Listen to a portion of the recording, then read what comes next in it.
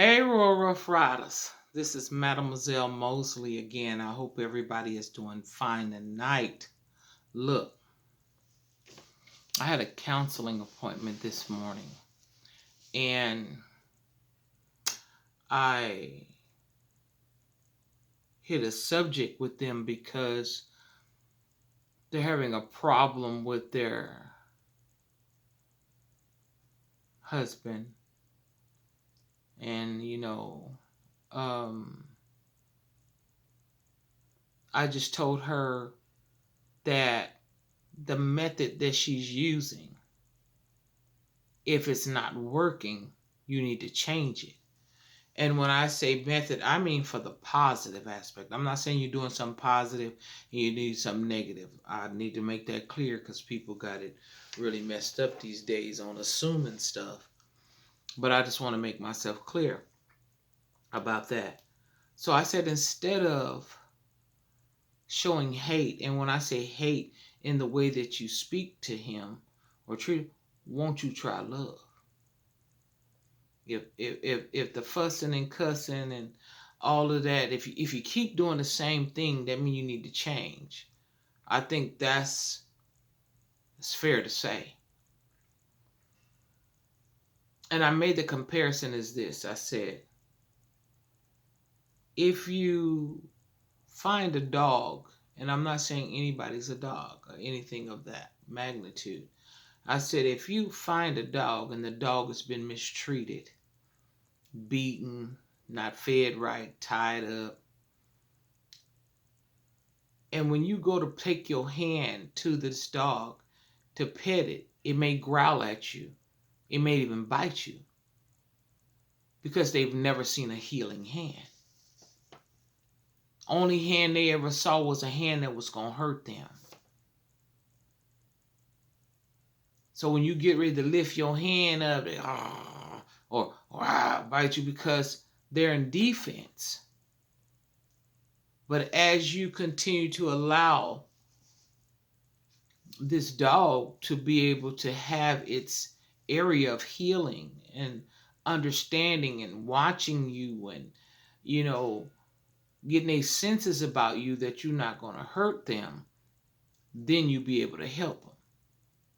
But you can't help somebody that's already been hurt to the point that's been hurt that has never took the chance or never took the opportunity to heal because they still in their trauma. So I said, why don't you try love? Why don't you try that? You done fussed, you done cussed, y'all done squabbled a little bit. Why don't you try the opposite of what you've been doing? Because what you're doing is not getting the results you want done. So that means you need to do something different. Now, if that don't work, we're going to work on the next chapter of what it could possibly be. Some people have been injured so deep and so bad. I'm not saying that there is not, that they cannot be healed, but sometimes it has to be a little bit deeper. The healing is, if the sickness is deep, you got to go a little deeper. That means that this situation happened before the person's understanding of the situation, but now that they're old enough to have the understanding of the situation, they still got to situate their mind to get through it in a healthy way that they'll be able to function normally.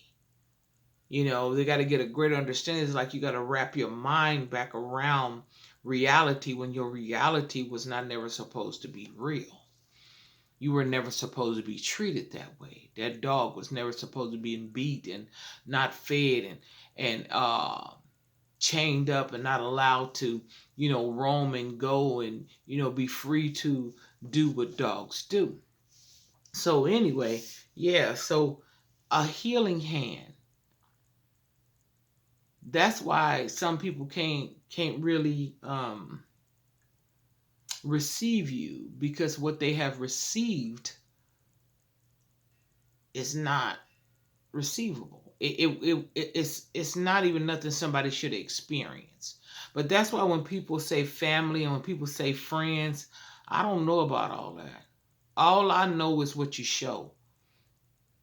I don't know nothing about blood thicker than mud. I don't know nothing about that because I've learned so many times that just because you're born into something don't mean that something is going to love you like you need to be loved. And if people are users and you don't understand that they're users, and you grew up in a family of abusers, you grew up around people who have not even imagined having a change of thought, all they worrying about what can be bought.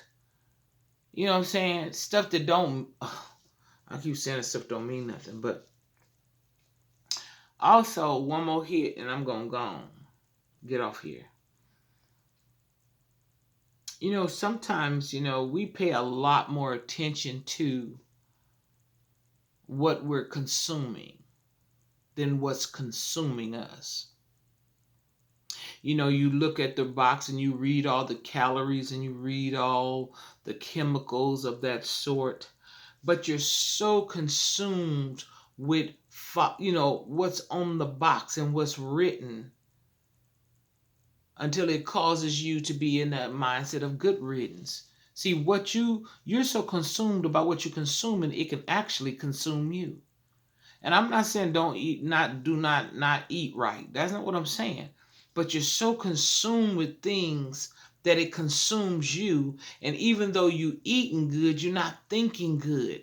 And if you're not thinking good, you won't be feeling good. It don't matter about what you put it in. And I'm going to go to the word of God, and I'm not taking it out of context, but I'm just using it in an aspect of what I'm talking about. He says this in the word of God. He says, it is not what goes in a man that defiles him, that defiles him. I said defile. It's what comes out. So we so worried about, oh girl, don't eat no vegetable oil, don't eat ice cream, don't eat no carbs. You so worried about what you're consuming, but you're not worried about what's consuming you. Because you're thinking about things that don't really amount to anything. You know what I'm saying? And when I say that, it's like, what I'm saying is, you're worried about the wrong stuff. Watch your health. Seek your wealth. But don't get so consumed by the things of this world that it consumes you. I mean, it takes the very essence out of you, the very love and care, the very purpose why you're here. You so caught up in the things that are tangible that you cannot even get into what it is really important. And it's the spiritual aspect of your life that is going to continue to live on after you go. So I hope that helped y'all. Like I said, it's not what you're consuming that causes your demise. It's what's consuming you. And when I say demise, I'm not just talking about physical. I'm talking about spiritual. You get so caught up in looking good and all that, but you're acting ugly. You get so caught up in, getting the things of this world to no earthly good. You just a low down, dirty, rotten scoundrel to people to get the things that make people think you somebody when everybody don't want to be around you because you done got to the point where you're nothing to be around. You just caught up. So I hope that helped y'all. Like, share, and subscribe. And until next time, get it before it gets you. I'm out.